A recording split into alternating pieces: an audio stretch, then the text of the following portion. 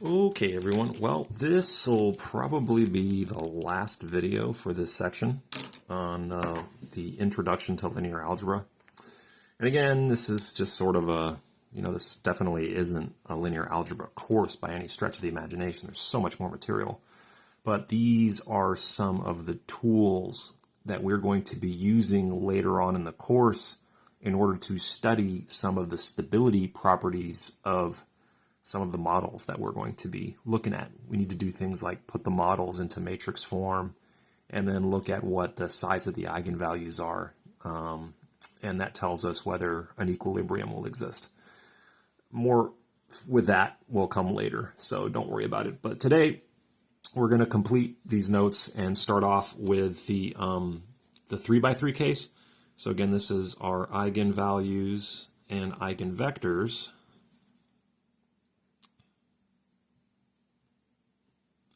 And so again, this is for the 3x3 case. So let's put up a matrix that we've seen before.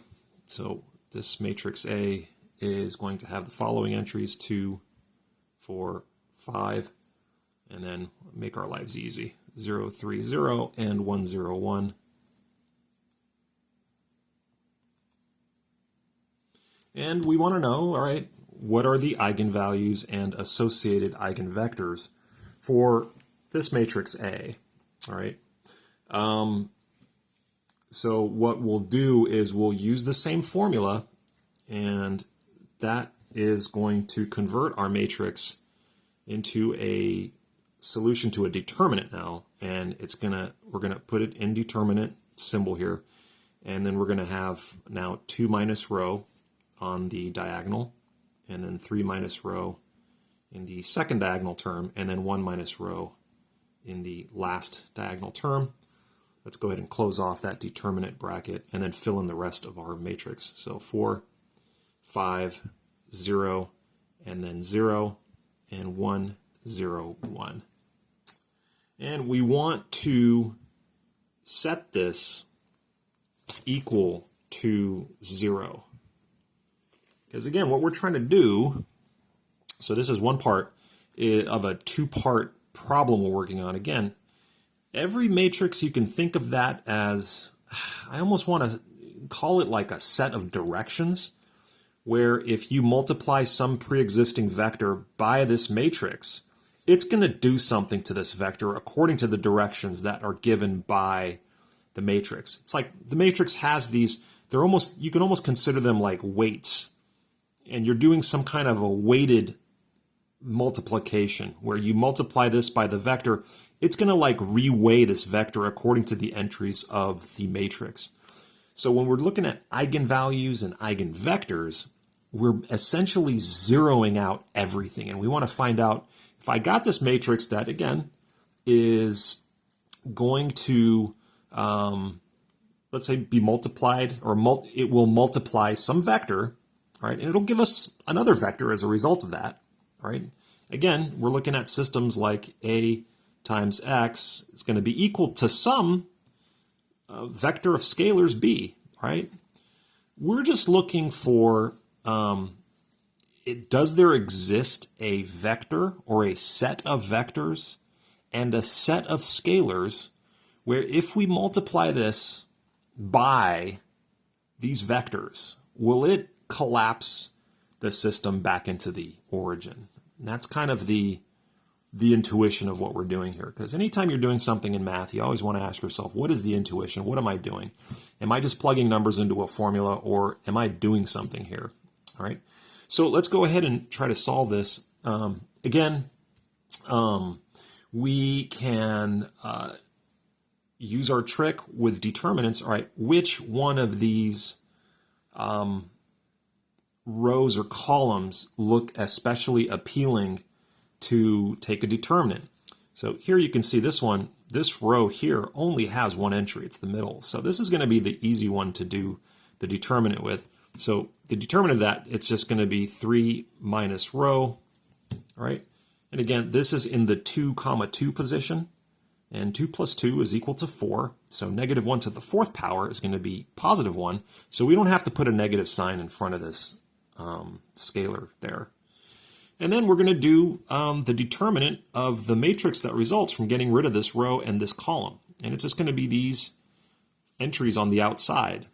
So that's going to be then 2 minus row times 1 minus row,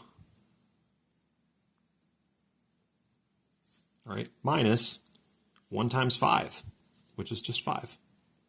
We want to set that equal to 0. All right. So if you're wondering why I wrote this way, it's quite obvious why. It's just to make, like I said, to make our lives easy. So you can see here, we've essentially factored out our 3 minus row.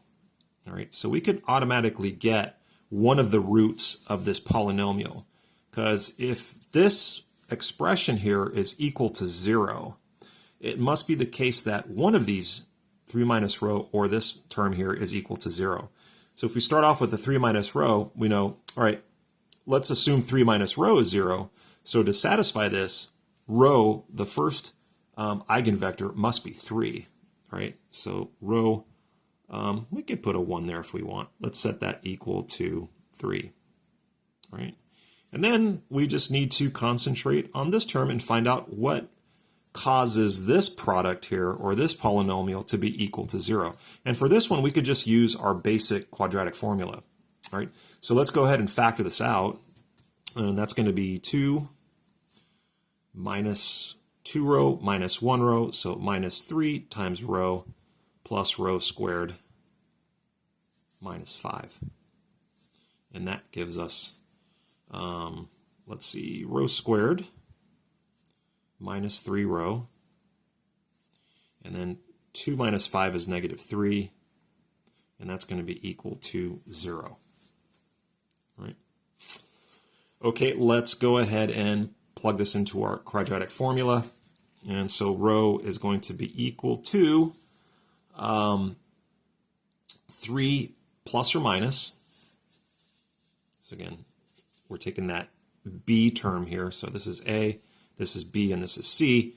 B is equal to negative 3, so negative b is going to be equal to positive 3.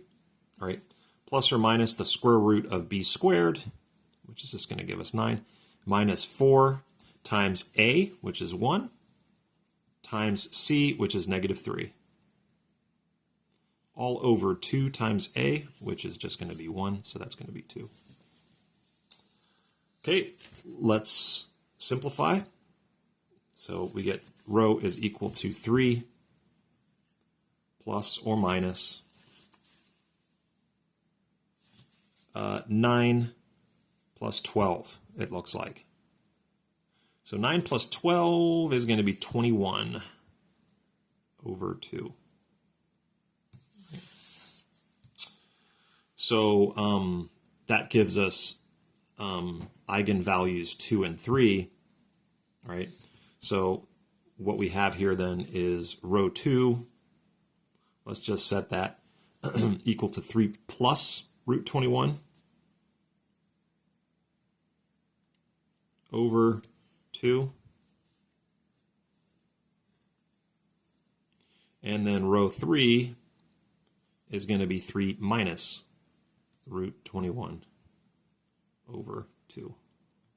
All right. These are our special characters here. Okay. All right. Well, now that we have our eigenvalues, we can do our eigenvector calculation. So let's work on the associated eigenvector. So eigenvector for row 1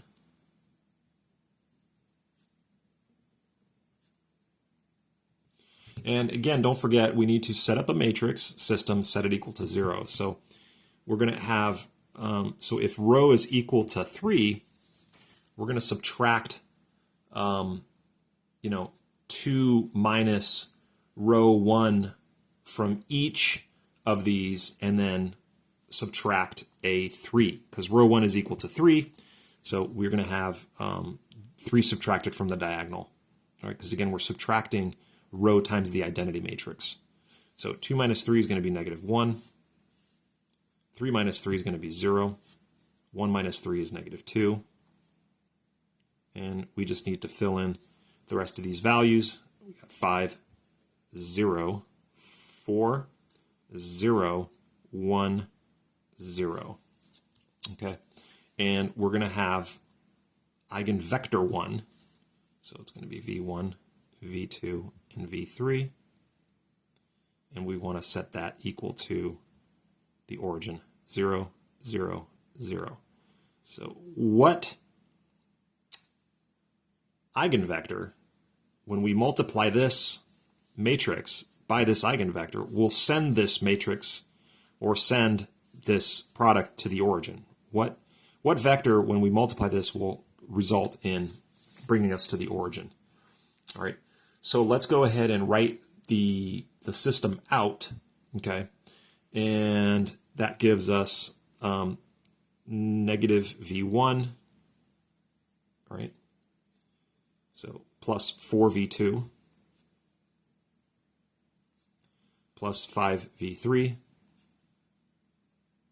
is equal to 0. We have 0 is equal to 0, because if you multiply this all out, you get 0. That doesn't really tell us anything. And then lastly, we have V1 minus 2 times V3 is equal to 0. Right. So we can simplify this expression here. So from here, let's let's simplify this. So this tells us that V1 is equal to 2 times V3, right? And then we can actually substitute this into our first equation and find something that gives us a relationship between V2 and V3, let's say, right? So if V1 is equal to 2 times V3, then negative V1 is negative 2 times V3 plus 4V2 plus 5V3 is equal to 0. Or you can see here we have 4V2 plus 3V3 is equal to 0. Right.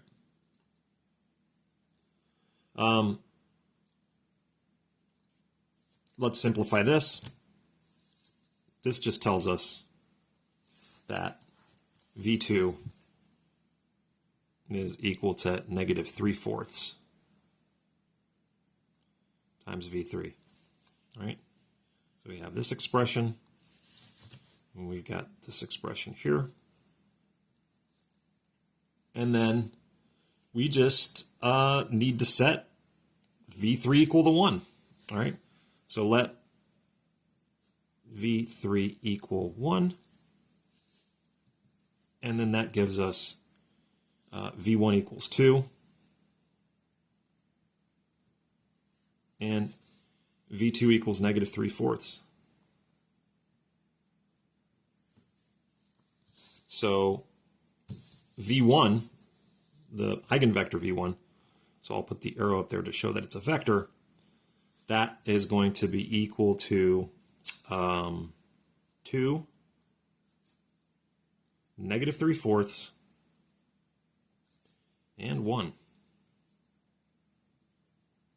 All right.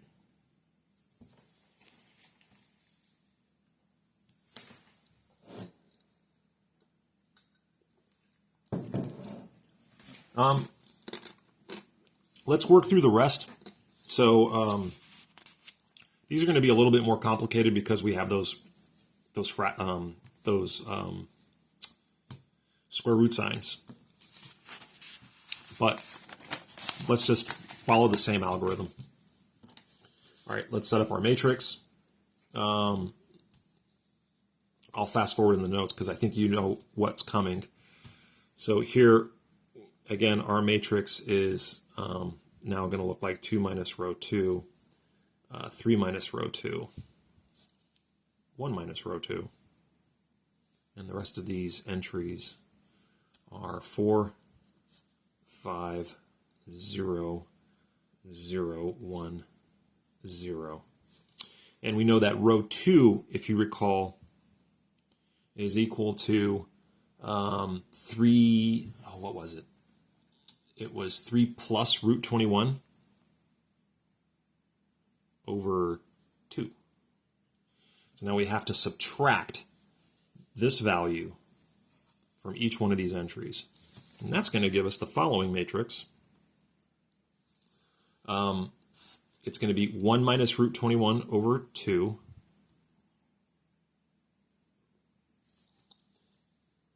Three minus root 21 over 2. And negative 1 plus root 21 over 2. And let's close this up. Fill in the rest of it.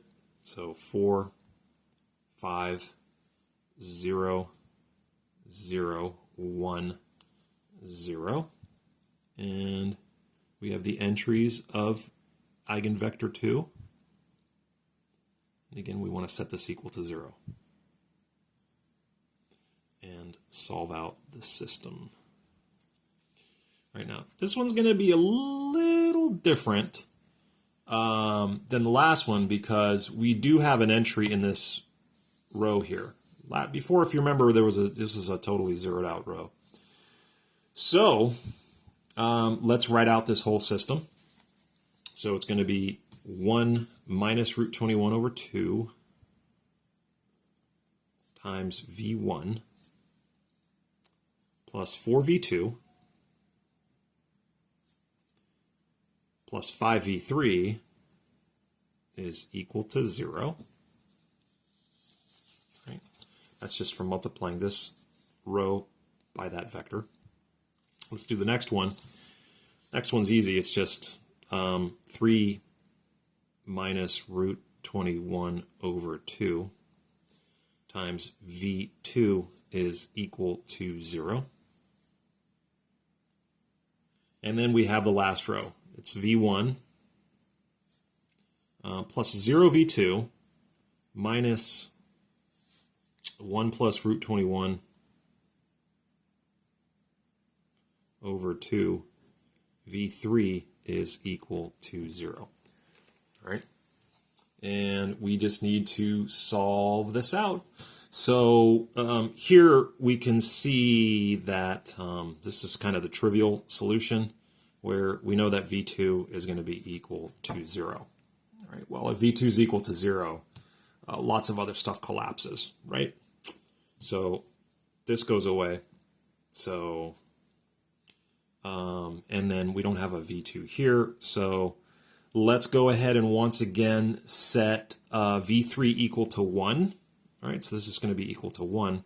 And so we get that v1 is going to be equal to the positive of this, because we're going to bring it to the other side of the equality sign.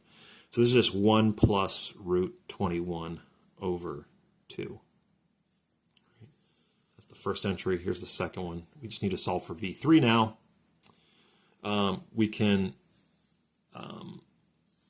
well, we already know v3 is 1. We already did that. We imposed that on there. So that's our eigenvector v2.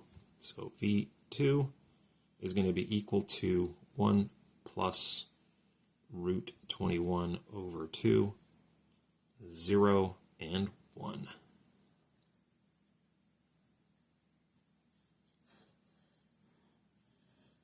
All right.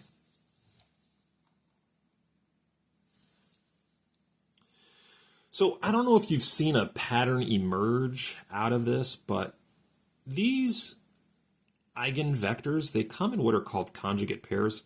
So I'm going to take a guess and say, all right, v3 is going to look very similar to v2, except it's going to have a negative sign here.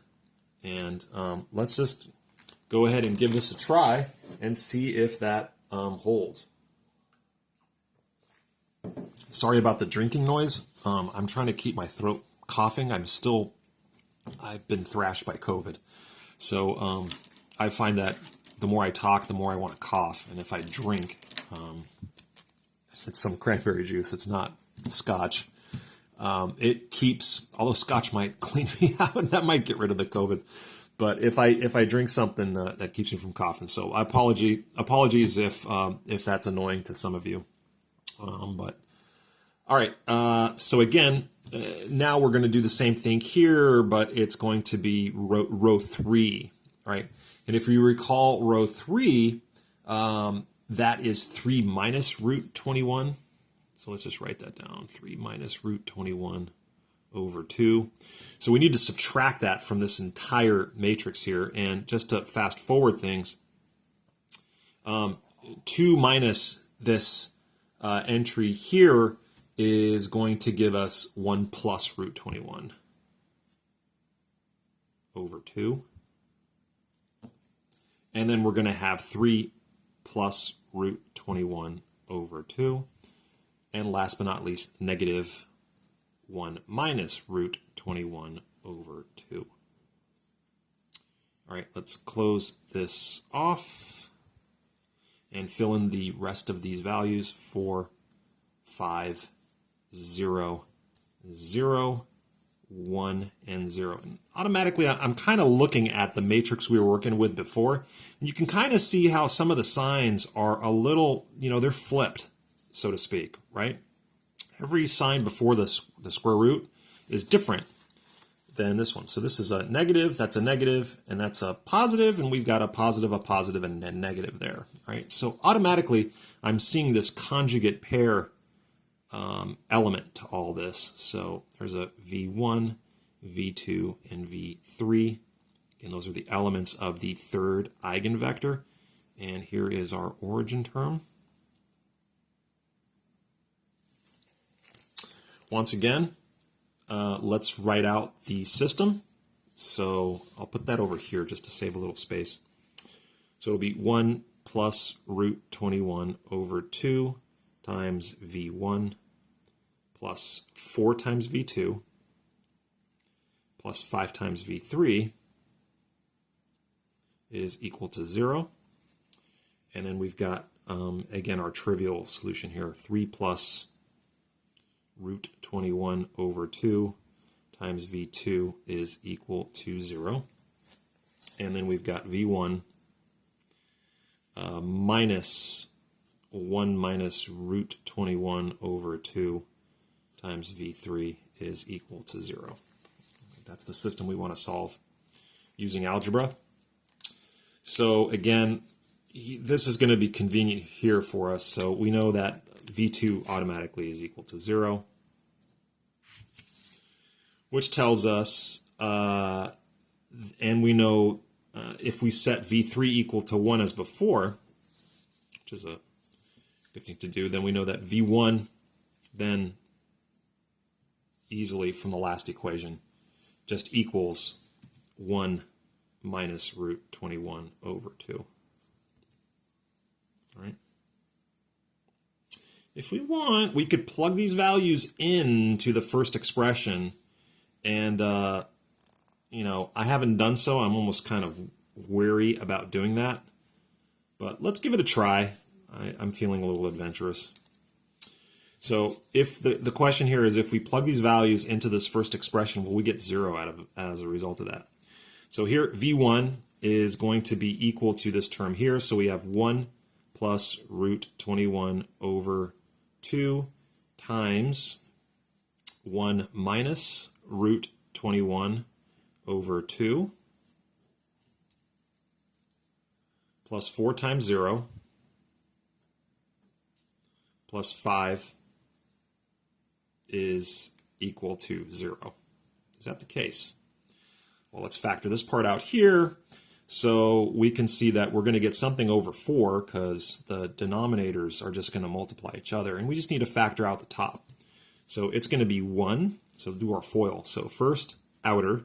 So minus root 21 plus root 21. All right. Minus 21 over 4 plus 5. Is that equal to 0? Well, here we know that the middle terms cancel, and 1 minus 21 is negative 20 over 4 plus 5. That's equal to 0. All right, so that checks out.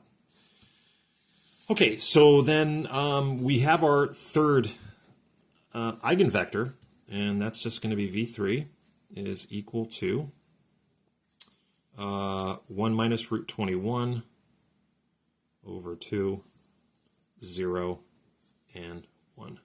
Easy enough. Okay? All right, I think we're going to call it quits there. So the next thing we're going to do is I'm going to assign you into some groups. I think I'll wait till next week to do that, just because we're going to, I'm going to let you digest this over the weekend, and we'll go from there. So hope this has been helpful as far as a crash course on linear algebra. If you've never seen this stuff before, I hope you kind of understand what we're doing. And if you have seen this stuff before, hopefully this review makes you remember what the training wheels feel like on the bike, so to speak. So, all right, well, next time we meet, it'll be in class, and so I'm looking forward to it. And I'm also looking forward to digging into some of the more applicable material to economics and getting a little bit further away from a pure math course. So, all right, we'll talk to you soon. Take care.